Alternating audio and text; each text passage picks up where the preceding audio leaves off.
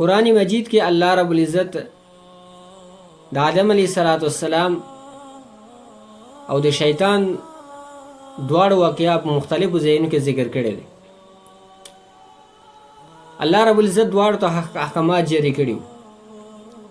شیطان ته الله رب العزت دا ویلی وو چې ته آدم علیه السلام ته سجده وکړه، او آدم علیه السلام ته الله ویلی وو چې ته په دې جنت کې دی خاص یو بوټی ورته خیله او دې ته نږدې نه شي. او عجیبه خبره ده چې شیطان د الله رب العزت حکم ونه منل. آدم علیه السلام ته سجده ونه کړه، او آدم علیه السلام ته چې د الله حکم و چې ته دې ونې ته نږدې نه شي، ونې ته نږدې شه، خطا ورنه وشو. اوس دلته چې انسان د قرآن مجید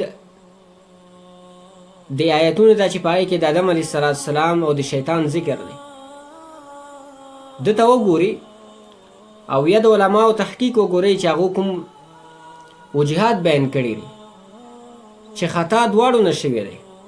شیطان د الله رب العزت نه فرمانی وکړه، آدم علیه السلام نه د الله رب العزت حکم خطا وشوله، لیکن آدم علیه السلام الله معاف کړ، او شیطان چې را تر قیامته پورې ملعون او بدبخت وګرځېده.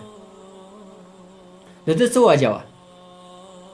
بعضې علماو بیان کړي دي چې اصل کې شیطان کې 5 خصلتونه وو چې الله رب العزت د شیطان د دې 5 خصلتونو په وجه باندې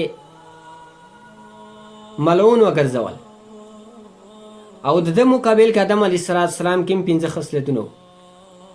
الله رب العزت آدم علیه السلام معاف کړ. شیطان کې 5 خصلتونه څه وو؟ یو خصلت دا و چې کله شیطان نه غلطي وشوه، د الله رب العزت حکم ونه منل، نو ده د خپلې غلطي اقرار نه کو.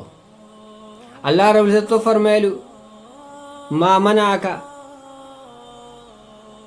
ته څه شي منع کړې چې تا ته ما دا حکم کړی و چې ته آدم علیه السلام ته سجده وکړه، لیکن تا د ما خبره ونه منله.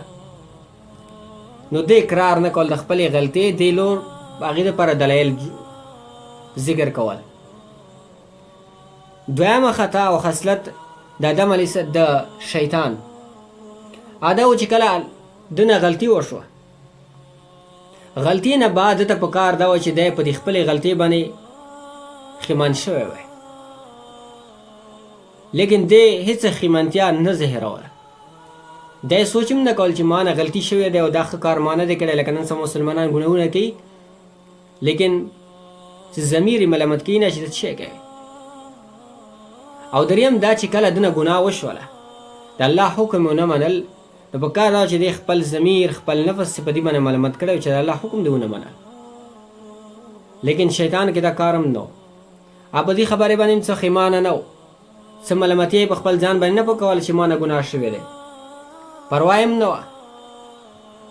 او څلورم چې خصلت د شیطان دا و چې کله ده نه ګناه وشوله، نو ګناه نه بعد ده د توبې د وخللو کوشش نه کوه.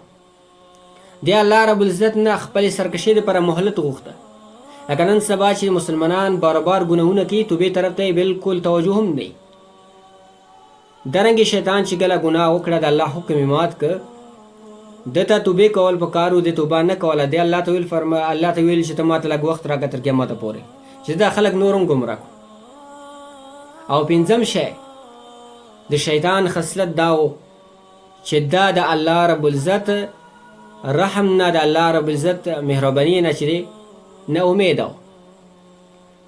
دی دا سوچ نه کول چې زه د ګناه کولو باوجود کې چېرې الله نه معافي وغواړم، الله رب العزت به ما معاف کړي.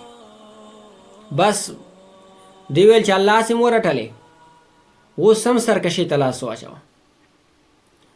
او آدم علیه السلام کې 5 خصلتونه الله رب العزت معاف کړ.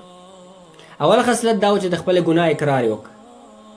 الله رب فرمایي چې کله آدم علیه السلام نه خطا وشوه، نو آدم علیه السلام فرمایلي ربنا ظلمنا انفسنا، یا رب مونږ په خپل ځان باندې ظلم کړی دی. نو د خپلې غلطۍ د خپلې خطا اقرار یې کول. دویم په خپلې غلطۍ باندې خیمان هم و، چې ما خو د الله رب العزت حکم خلاف ورزي وکړله. دریم د خپل ځان ملامت کول په هغې باندې چې دا څه وشولو، دا خو ما ښه کار ونه که. او څلورم آدم علیه السلام فوراً چیرې توبې طرف ته متوجه شي، الله رب العزت نه یې توبه وغوښته. او پنځم خصلت د آدم علیه السلام دا و چې آدم علیه السلام توبې وخلله د الله رب العزت رحم نه، د الله رب العزت مهرباني نه دی نه امید نه و. دا په ده باندې پوه و چې اگر چې ما نه خطا شوی دی، لیکن کله چیرې زه الله رب العزت نه معافي غواړم، ګناه د خپلې خطا معافي الله نه وغواړم، نو الله رب العزت ما معاف کوي.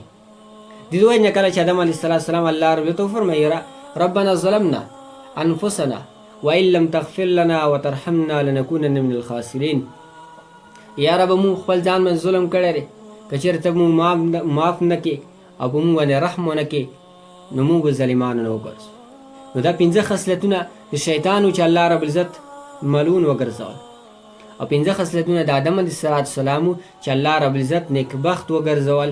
د دې وجې نه پکار یو هر مسلمان ته چې په هغې کې کومې شیطاني خصلتونه د ګناه کولو په وخت باندې یا هغې نه ګناه وشي، نو هغې نه چې خپل ځان ستل پکار دي، خپلې ګناه باندې خیمن کېدل، خپلې ګناه اقرار کول خپل ځان سره، خپله ګناه باندې خپل ضمیر خپل نفس ملامت کول، الله رب العزت طرف ته په توبې کې جلدي کول، او د الله رب العزت رحم نه، د الله کرم نه، د الله مهرباني نه نا امیده کېدل نه، بلکې د یقین ساتل چې که چېرې زه الله رب العزت نه معافي وغواړم، الله رب العزت به ما خامخا معاف کوي.